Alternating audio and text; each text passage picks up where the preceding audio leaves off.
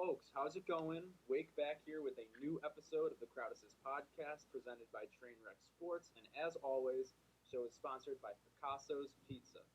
Look, I moved to Long Island over a year ago, and I don't care what my girlfriend says, who's from here. I don't care what her family says. I don't care what John Voight told me when I ran into him at a Brooklyn pizza joint last November.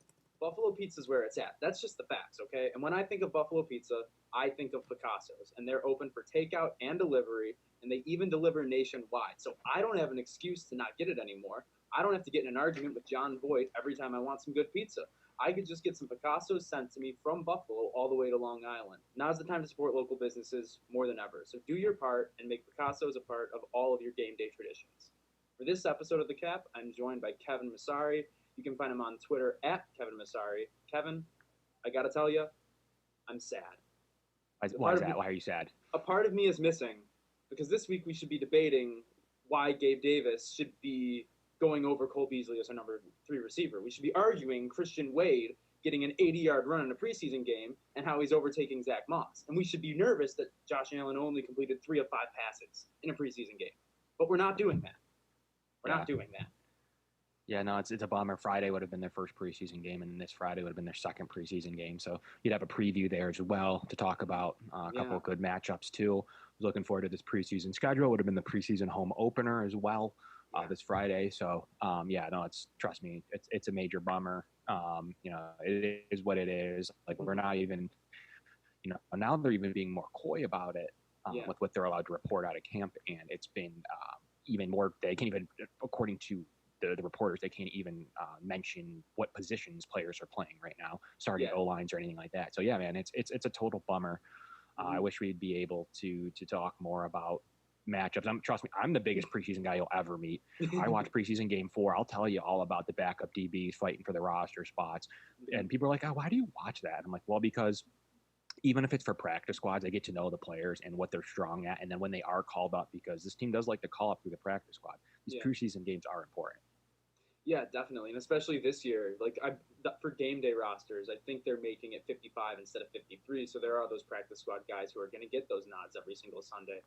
Whether that's like Dane Jackson, the rookie cornerback right now that we got in like the 6th or 7th round, or even like Reggie Gilliam. They've been saying he's looked good in training camp. I have doubts that he would make it over to Marco since they love to have the veteran in every room deal. But it's that's where these things come from. We're not going to be able to evaluate a lot of people like we normally would. But we'll get more into training camp stuff in a little bit. We got some news from last week I want to cover first. Obviously, most notably, we got 2 big-time extensions coming from the Bills last week.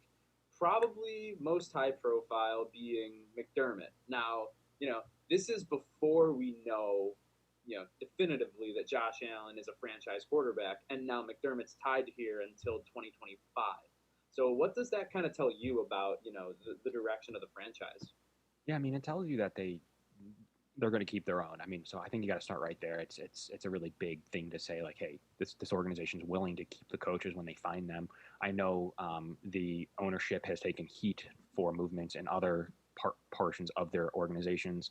They have run a lot of successful businesses. We like to say, well, the Bills are lucky or whatever.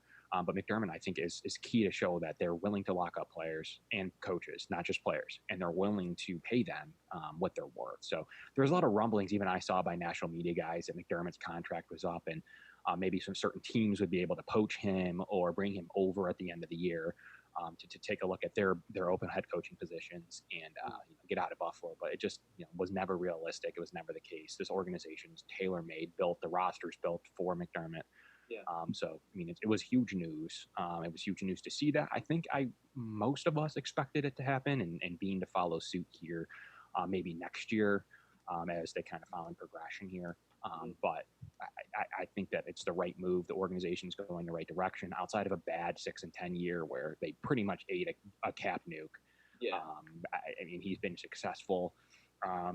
There's those rumblings that he doesn't win against good teams, and people will tell you the records against over 500 teams, but outside of some of the best coaches that have ever coached, let me see anyone's record against winning teams. Yeah. And that's only going to get better as this goes on, and a lot of those teams ended up going 500 to skew that statistic, like the Cowboys and others that end up dropping to 8-8 to ruin some of those numbers. But it's all about time of, how big were the games was he able to win? He was able to win on Thanksgiving. The Steelers game, another team, that doesn't qualify in that equation, but was a pretty good football team in a row. Best defense in the NFL, possibly. For sure. And they were good. That defense was good. If they had an offense at all, that would have been a scarier game. So, he builds what he builds. They have the best training staff in the National Football League now after going from nothing prior to him under Rex Ryan. The team was always hurt. Now they have some of the best facilities there with that. They have some of the best COVID facilities and COVID rules. There's nothing more to be said than it's a top-class organization. Rarely will a player average out against McDermott. I don't know if I've ever heard it. So I think it was a necessary move, and it was really a great thing to have. Yeah, no, I couldn't agree more. And it kind of puts me at ease a little bit because we're so used to just recycling coaches here in Buffalo. If by chance, because Josh Allen isn't a finished product, obviously, if he's not able to take that, that next leap to be a franchise quarterback, or he's still in that so-so range where, we got to put the franchise tag on him, and maybe he doesn't pan out. Unfortunately, that's a possibility. I think he's capable of taking the step. But, if hypothetically that would happen, we're not looking at a full-blown rebuild if that does happen. We're looking at the same coaching staff, basically, the same culture, the same philosophies in the organization from top to bottom. So it won't be, the traditional, let's blow this up, draft a new quarterback, and make him start year one. It'll be, let's, bring in a new quarterback. We have a defense that can support us and help us hold water for a little bit. We have quality receivers here. So, I like what this says for the future of the team, regardless of, what happens this year. I think it was a long time coming, and Bean is probably next in line, within the year or so. But something I didn't really see happening before the season started personally was Dion Dawkins' extension. One, Greg Thompson is psychic because on February 17th, he said that he was going to sign a 4-year, $60 million deal with a lot of guaranteed money. So, he's psychic, and he reads my mind on a daily basis now on Twitter. He does some great work, by the way, for Cover One, so everyone go check him out. But, to me, it seems like this is a good deal. It seems like it's a little tough to swallow now, but, in a couple years, it'll be more appropriate with a top 10, top 15 left tackle. And last year, he put out his best year debatably blocking, according to PFF, take that as you will. Had played the most snaps of his career, had a 77.3 blocking rating. So, that's not nothing to scoff at.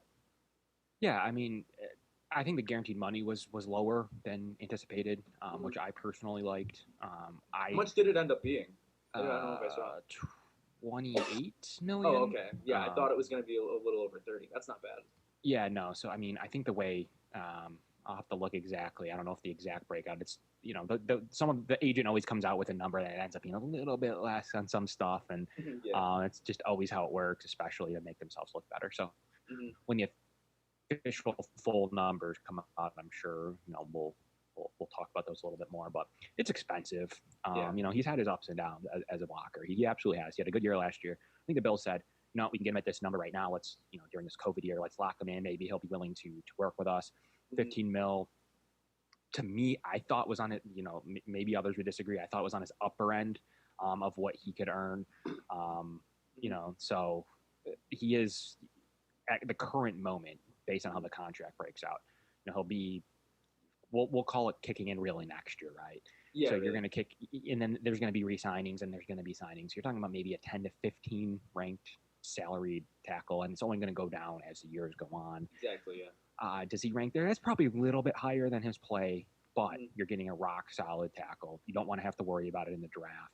Yeah. There's no issues there. You're going to have to start signing your own. You're not going to be able to go out and continue to be successful in the free agent market like Bean has been. So, you got to pay somebody at some point. This is really the start of it. Throughout, the Poyer extension. This is really the start of paying your own, and I can't say he didn't deserve it. I think he's good for the community. Just locking up the left side of the line. Spain's signed, fairly longer term. So is Mitch Morris. So you're in good shape on the left side of the line. The right side, you have Cody Ford, so you're in good shape there. Yeah. Really, you're looking for a right guard next year, and maybe it's Winters who's on the roster. So keeping that line together is worth a certain penny amount. The guarantees actually did come in at $34 million. Gotcha. Yeah, so it's costly. A lot of people said that at a 4-year deal it might be upwards of upper 30s. The way it's broken out, though, I bet you beside this year, it really is a 2-year extension that you have to stay with it. And then if something happens in the third year, there's probably an out of not a ton of dead cap space, but definitely the fourth year, it's probably fairly team friendly. And like you keep mentioning like continuity on the offensive line, and that might be like the position group where that is most important to pay to keep the most important part of your offensive line. I guess you're gonna shell out a little more money than you would like to, but that's kind of just like a luxury tax of having the same 5 people guarding you or protecting your quarterback for however long you want them to. You can only put so big of a price on that. And this is talking about the offensive line. I feel like this is a good transition into. Actually, no, wait, I'm an idiot because I wanted to ask you who you think is in line for the next extension, because obviously we have Matt Milano, we have Trey White, and then Brandon Beane. Even if you want to take him into account right now, that doesn't necessarily have the same ramifications as the other two. But who is in your mind is the next priority for the Bills? Yeah, I mean, I think it's Matt Milano. Yeah. I think Trey White has an option there, 5th-year option, and he's going to get it. And the team, he'll be an option. He'll be a mandatory signing next year. Yeah. Probably in line somewhere around Bean. I think those two will be kind of close together. He seems to want to stay. I don't know what would change. He, was talked into by his family or by his teammates to stay and play this year after considering a voluntary opt-out. So yeah, somewhere he likes playing in Buffalo. He likes his team. He likes his roster. So I don't know that that'll be an issue. He'll be making decent, not what he's worth, but decent money, a lot more than his back end of the first-round pick deal that he signed. Yeah. But next year he'll be making good money. And I think that'll be the time for the team to say, all right, we're going to pay you 8 or 9 anyways. Let's get you to the number you want to be at. We'll eat some of it this year and then, push it out. So I think the deal gets done next year personally. Yeah. And then the next deal is Matt Milano. So I think, they've already said they're trying to work together. Matt wants to stay. It's probably in the same range as Dion Dawkins. So and then that's with Edmonds coming up. Super soon, but on the horizon. So I think you have to be careful with that deal. You can't take it out too far. And I would say it's probably around 13 or 14 million. So we'll see what happens. I think that there's cause that an off-ball linebacker, you might be able to get at a friendly rate. So we'll see. I mean, we'll see what the team views him at, what he views himself at, what his agent says. But I'm thinking, very similar to the Dawkins deal, and it's probably getting worked on as we speak. I'd be shocked if that's not the deal that Bean's working on his camp is going on here. Yeah, that's kind of what I was thinking too. Somewhere like 13 to 14. I could see him pushing a little higher than that just because the value that he's brought as a 3rd-round pick. But these players, and it seems like communication between all of them is like very, very open, and that they know that they can trust these people to pay them what they deserve. And if they're not going to pay them what they deserve, it seems like they're honest about that, and they say this guy deserves more money than we can give him, so go out. So we don't want to see that happen with Milano, but I'm sure that as developments come up, we're not going to be what's the Doug Whaley word? We will be privy to those privy to those conversations. Yeah, that was his term. It took me so long to stop getting like PTSD from hearing the word privy after hearing it like 12 times in the press conference. Yeah, it was a rough word, and Spot Track does evaluate him at about 13 million based on comps and comparables. Past deals. I think that's fair. For his position and I couldn't imagine, and he gets much more than that. I mean, maybe he does get in the 14 range, 15 range, but I'm looking still at that 12 to 13 range. And I think that for family security and being on this roster, and it's the right team for him if he really wants to stay, I would think that deal comes in with some guaranteed money, but around 12 to 13 million. Yeah, it's weird that we might be talking about, like, this is the next, like, not in the same – I'm not saying that we're going to be like a dynasty like New England, but in the way that like people are willing, like they know the culture here, they know the product that we put on the defensive side of the ball. Matt Milano might be willing to take $1 million or $2 million less so we can squeeze in somebody else, because that's just the way that these guys play for each other. And they can maneuver it too, man. Like there's guaranteed money things you can do. You can do more guaranteed, less salary cap. You can do extend it out. You can do an extra. I mean, there's these. I mean, I swear, Kansas City. I thought they were negative to the cap going in, and I signed think like 7 big money deals. Yeah, they had I think they had like $171. I think I saw that stat on Twitter the other day. Don't believe everything you read on Twitter, but I believe that. It's probably true. And then they signed a couple of big money deals. So, I mean, you can move some stuff around. I mean, at some point, someone on the roster is going to have too much of a cap hit for how good they are. And there is some money that comes off soon, too. So the Bills have a lot of 2-year deals, a lot of 2 or 3 year deals. So at some point, they're going to be able to afford pushing out deals. Yeah, definitely. And some deals that we don't really have to worry about for a while, which is super nice, is in the wide receiver room, which, transitioning to training camp now, there has been a lot of chatter among like reporters, whether it's Perino or Biscaglia, Capaccio, whether who's tweeting it, that Stephon Diggs just looks like everything we imagined he would be. So, I don't want to get sad about preseason again, and I know we would hardly see him in there, but like, I just can't wait to see this guy in a Bills uniform. And just the Bills receiving room in general, because we're hearing that, John Brown's beating Trey Wright one-on-one, which isn't totally surprising because people have said he's the most overqualified number 2 receiver in the NFL. Maybe Chris Godwin is, but like that's 1 and 2 probably. Sure. And it's just funny that what was literally the worst part of this team 2 years ago is now what the NFL has actually ranked earlier today as a top 5 receiving unit in the NFL.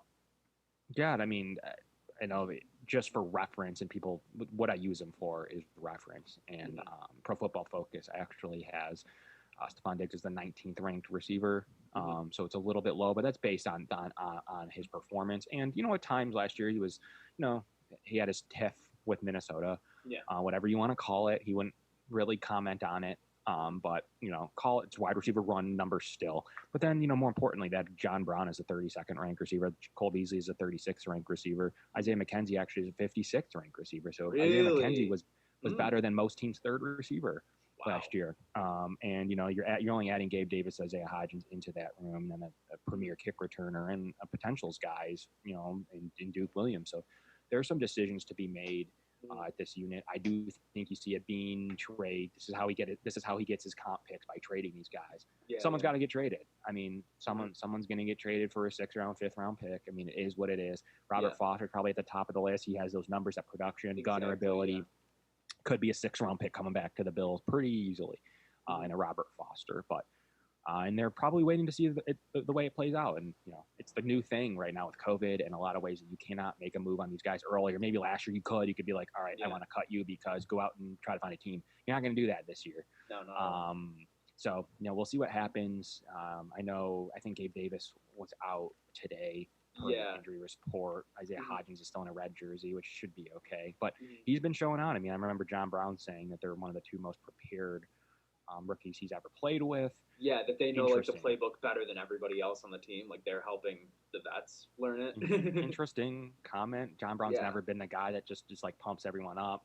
If someone else said that, I might be like, yeah, whatever. But John Brown saying that's interesting. Yeah. So we'll see. I think they both have a place on the roster. I was a big Hodgins fan. I thought it was a really good draft choice for where he was selected. Oh yeah. Really adds a different dynamic to the roster. I wasn't a huge Gabe Davis fan, to be fully transparent.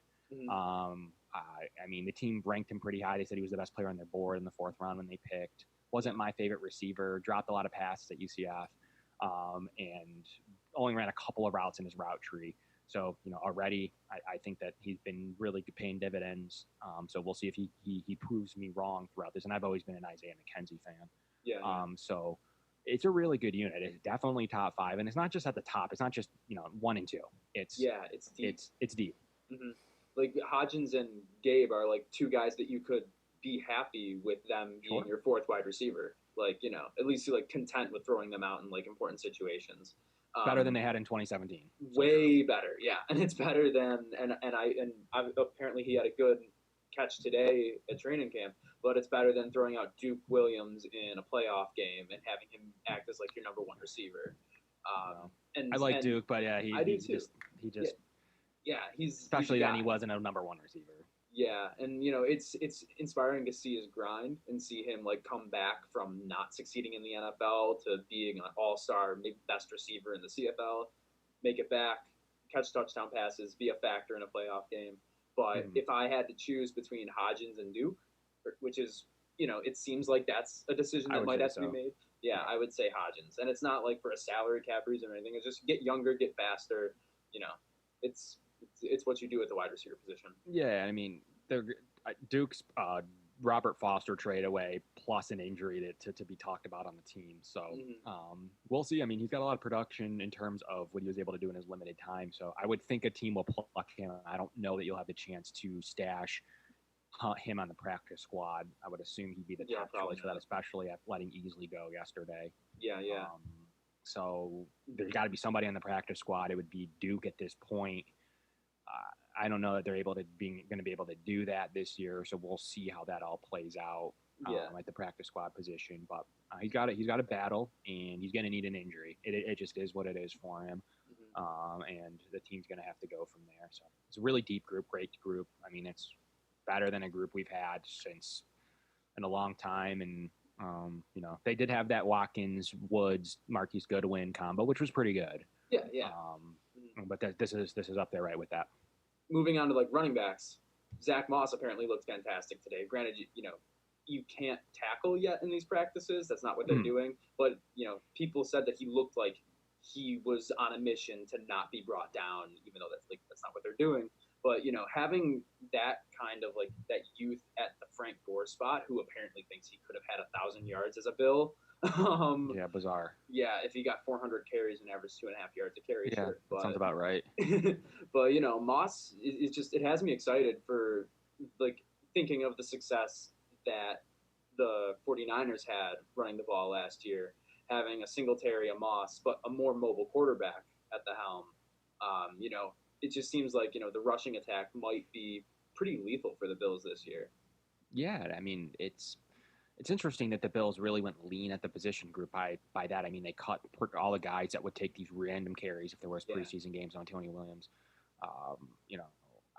They don't really have anyone else on the roster beside Christian Wade. Obviously, they have Tywan Jones, their special teams gunner, called by Heath Farwell, the best gunner combo in the league with Tywan Jones. And Sarin Neal. It's a good group. It's very young. I really like what they can do with Moss and Singletary. Yeldon's pretty much locked in now. There's nothing that's going to change here. It's just really what you do with Christian Wade. That's what this unit's all about. I mean, the top four is locked. I mean, if there is an injury, Christian Wade's making the team. They don't have another guy in camp the way COVID's working. The way, especially as the season goes on, maybe you might be able to do something now today. But as September rolls around here very quickly, Christian Wade's on the roster. So you can't just put him on the exclusives list. There's no reason to keep stashing him. If he doesn't have it now after a couple of off seasons, it is what it is. He's 29. I think he's earned at least a full practice squad spot, not an exclusive practice squad spot, which he can never be called upon. So I think he should be the first guy in if any of those four guys do get hurt. And I'm excited to see him. I think he adds a dynamic that none of the others do, and just straight breakaway speed. They don't have that. The ability to potentially pass receive. He's done it in rugby. So I think that there's and TJ Yeldon's a good receiver. So I think it's a natural fit that if Yeldon goes down, I mean, first call is to Christian Wade. It's an easy swap there. Singletary goes down, you might have an issue. You're might have to think outside the organization. But if Yeldon went down, I think that's a pretty natural transition to allow Christian Wade that last running back spot. And if you heard someone say that last year, no one would believe you. So it's interesting how they've shaped their running back room to make that a very big possibility right now. With what I was really what we're missing most out of the preseason, and this is going to sound kind of stupid, is the kicking battle. Because you can't simulate games in practice really. And I know they're putting on these pressure situations or whatever for Bass and Hauschka to be kicking in. But from what I read, and correct me if you know anything differently, but Bass didn't kick today and Hauschka barely kicked yesterday. Yeah, no, they seem to be doing 1-1, which is an interesting way to do it. Yeah. I would have liked to see them do that in preseason too, where I don't like this fourth quarter you kick, first quarter I kick. It's a different game. You have different team players out there. I would have liked to see a whole game for Hauschka, a whole game for him. So, for Bass. So, I think they're trying to replicate that, and they're going to do that probably on and off, on and off, on and off, and give each other, really good ability to match each other. And I think Hauschka went 6 for 7, hitting some long field goals for once. Yeah. Bass going 6 for 9. So that's interesting. And then the kicking battle goes to the punter side. The team worked out today. A couple of names. Yeah, I saw you tweeted that out, actually. I was going to ask you about that. Yeah, for sure. So Lachlan Edwards and Matt Bosher, 2 guys have been in the league. Edwards was a pretty decent punter for the Jets. Bosher forever in the Falcons uniform. Yeah.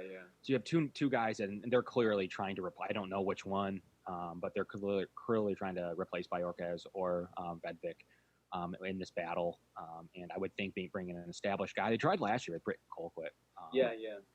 But he ended up choosing Minnesota. So it's the kicker battle, punter battle all the way around has probably been an interesting battle. Punter's been a big weakness on this team since McDermott took over. It is what it is. But I think they're trying actively now. I think I would be shocked if one of those 2 doesn't sign, and maybe would probably win the job because both have really good experience and have been successful punters in this league. And Bajorquez is always ranked in the bottom of every single category. And more importantly than that, he's just inconsistent. You can't have that at that position. It should be a consistent position. Yeah, and it's relieving to know that maybe they won't be called upon as much as we thought they would be under a McDermott team. He's definitely proven to be not as conservative as we thought he would be from a coaching perspective. No, especially third year. Yeah, but I'm also hoping that they don't have a punter who's going to be so great that they get comfortable, punting in more situations because they know they'll be able to pin deep and trust the defense. I hope there's not some kind of reverse psychology there that goes into their decision making. Which I doubt there would be. I feel like they're reasonable and in relying on data to make their decisions. Shocking from a conservative coach perspective, but it seems like they marry the two sides pretty well from what they do. But one other thing we're missing out of preseason is just seeing football jerseys on a field. There's some beautiful jerseys in the NFL, and since the Sabres released their royal blue jerseys last week, I thought we could have a little fun in honor of them. Talk about some of our favorite jerseys in the NFL. So, we won't draft or anything because, that's drafting jerseys. It's been done before, we'll say. Yeah, I'm sure it has. Yeah. So, but what sticks in mind for you is your one of your favorite jerseys in the NFL. So anything's available, any anything, yeah. any team. In the NFL, I personally, I think you got to go with the classics, right? I mean, that's kind of what the Sabres did, went with a classic type of design. That's always going to have my heart, over the more modern ones. I just don't really like very much. So I think you have to go and look at just traditional, classic, that is the team. You could see it and you would know immediately who it is. And I think some of the coolest jerseys out there have to be the Oakland Raiders. Really? Their jersey is just so cool to me. It's just everything you think about. Now the Las Vegas Raiders, obviously, but just everything you think about when you see a jersey. I think their color scheme is super cool and it's so classic and traditional to me that I fully enjoy and embrace the Raiders and their jerseys. Don't like the team per se, obviously. There's nothing there that I enjoy about their mantra and their whole weird dress up things that they do. But yeah, their jerseys are to me are pretty cool, and I think right up there with the 49ers as really classic jerseys. See, I don't think there's a jersey I like less in the NFL than the Oakland Raiders jerseys. Yeah. I don't know why. It just seems the silver and black. Yeah, I like the color scheme. It is. The logo is a great logo. I'll say that much for sure. The silver helmets with the logo are fantastic, but to me, whenever I see them on TV, they just look like they're falling apart. I don't know if they just make them like that or something now, but it seems like the numbers and shit are always falling off of them. Yeah. I don't know. It's never for me. It's always obviously we love the Bills jerseys and we can hype those up all day long because those are iconic for the Bills and everything, especially the whites. Those are fantastic. But the Chargers powder blue jerseys, come on, those are some beautiful jerseys over there. Just and the lightning stripe on the shoulder as opposed to having a stripe there. I just think those were super well designed. I really like those ones. Yeah, I know a lot of people like them and they come in pretty high, and It's something about I think the California teams or West Coast teams, like I mean the 49ers generally come in there. Yeah, the Chargers are generally considered pretty nice jerseys. I know a lot of people like I don't like the Packers or Steelers at all personally. Like yeah, I can get that. Yeah. I know a lot of them are ranked fairly high. I mean, for new school jerseys, the Panthers are usually up there too. But I mean, it's kind of like what do you think of the Seahawks and Ravens, because those two always come in the top of those lists for sure. Yeah, I like the Ravens black jerseys. The black and purple I think is really, really sharp. It's definitely like an intimidating jersey, and if that's something you're going for, that's great. The Seahawks have been like on and off throughout the years. I remember they had those like ugly like key lime green jerseys, like the neon those are ugly. Those were ugly. Like for the Steelers, I think their black jerseys are nicer than their whites. But as you say with the Packers, like it's just so boring. Like there's the classic look, and I guess that's kind of what you were talking about before for them. But like that's by far like if you're gonna rank the classic jerseys, that's probably at the bottom. Yeah, no, I don't like anything about them. And like the Browns, there's nothing I like about their jerseys. Yeah, not really. Don't like the color scheme. Don't really like anything about what they're after. But yeah, I mean, and you'd be remiss to not mention the Cowboys. I mean, there's a lot of people that like what they have to put out there. I don't personally, but for me, it's simple. I like the Raiders. I do like the Chargers jerseys, and I like the 49ers. So they're kind of all there, and the Bills are in there to me. I love the Bills color scheme. I think it's a classic color scheme, and and another recognizable one's the Giants. I mean, to me, it's just something iconic about them more than I think their jerseys are super nice. It's more just like iconic, like that is a jersey. There's so much history. So yeah, that's kind of how I look at jerseys. Yeah, no, that makes sense. And maybe we can talk a little about how everybody else looks at jerseys. I said I'd have a little bit of trivia for you to close out the show. Okay. And so, top 10 jersey sales from last year. Ooh. Players or teams? Players.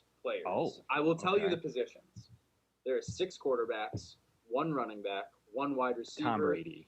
Yep, Tom Brady, number 2.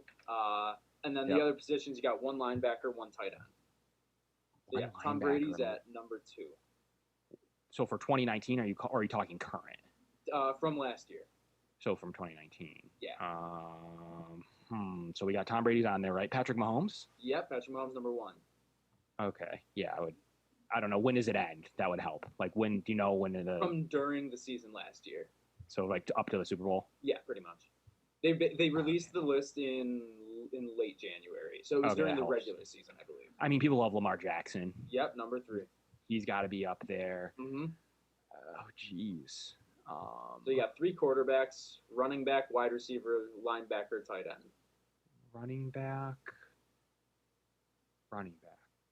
Cowboy, Zeke. Yep.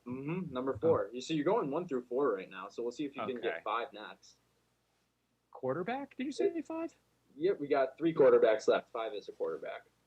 5 is a quarterback. Jeez, Rodgers. That's number 6.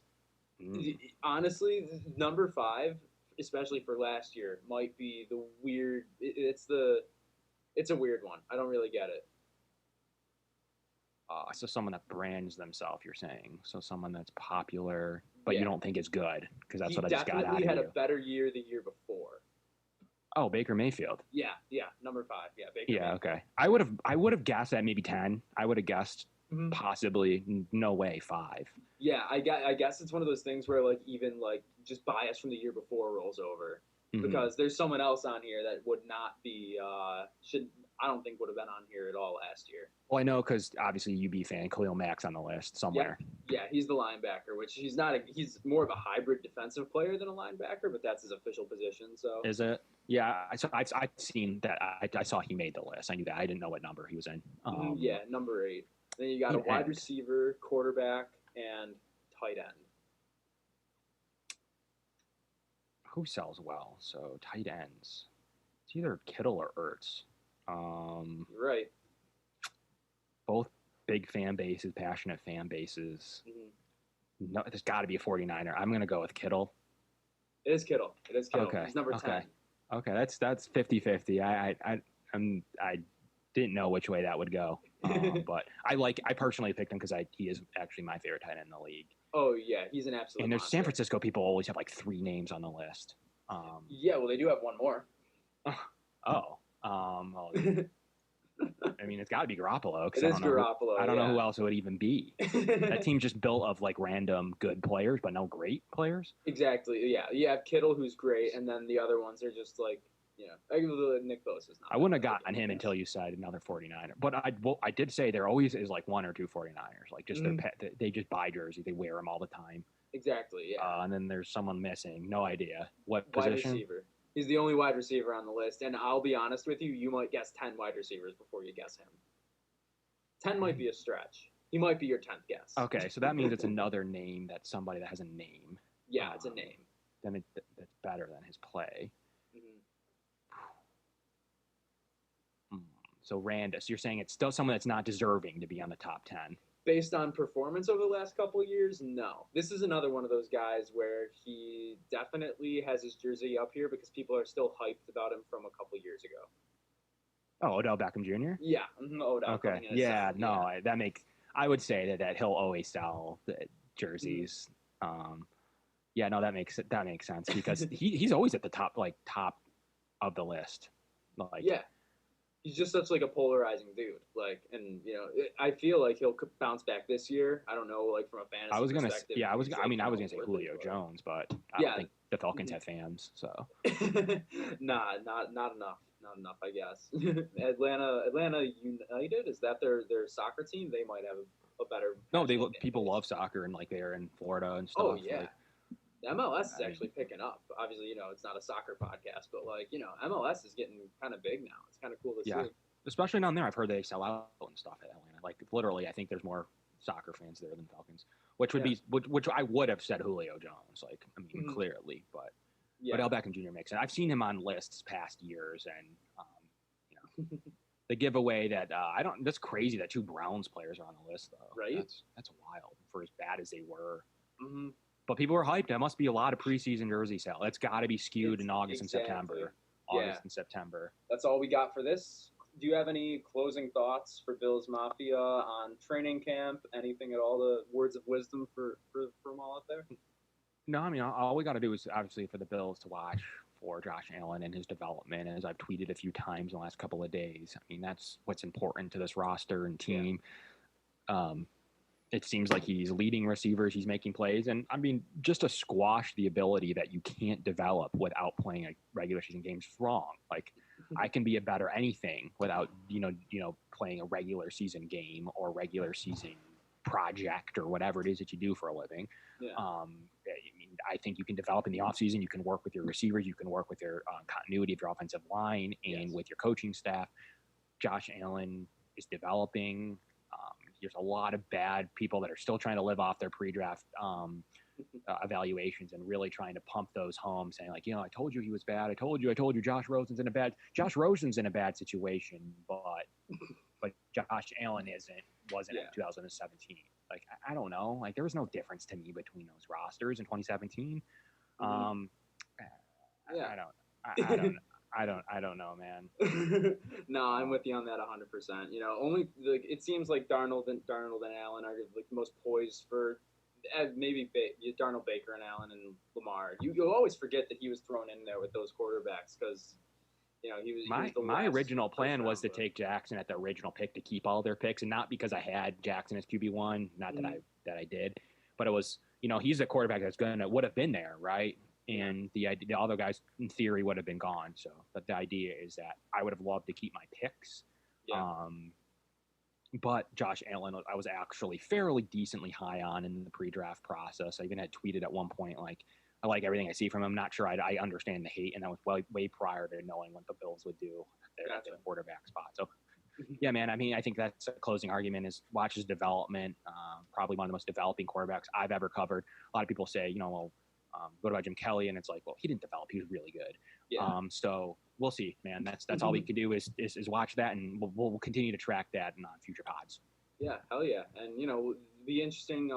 This Sunday, I mentioned we're going to have another show. We'll pick the Bills' schedule on that one.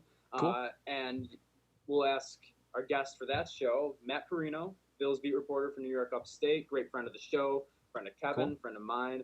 I'll have him on And we'll ask him about his pre-draft thoughts about Josh Allen because we don't really talk about that much anymore. So it'd be interesting to see where he was because I remember pulling my headphones out of my phone and throwing them against the wall when I was listening to the draft because I was working on a project at school when that happened. So it'll be fun to see what he thought too. Yeah, it'll be interesting to see. I mean, everyone's pre-draft process, and you can always tell what people thought. If they're like, "Well, Rosen had a bad card was dealt to him," and it's like, well, then you know that person was particularly, Rosen's the best one of this group person, and just was wrong. Like that's exactly what was wrong about the pre-draft process. So I'm interested to see what Matt has to say. Yeah, and I was one of those people, and I'll proudly and shamefully admit that. So yeah, no, I mean, there was a lot of mad people after Goodell read the Josh. Last name of Josh. So. You hear Josh and you're like, oh, but yeah, I'm happy with where it's gone so far. Can't be upset with the development he's gone through. We'll be tracking it through the rest of training camp, and we'll talk about it on Sunday. But until then, this show has been brought to you, as always, by Picasso's Pizza. Make them a part of your game day traditions now and forever. Support local businesses in Western New York. Now is the time to do so. Kevin, thank you for joining me, and everyone else. We'll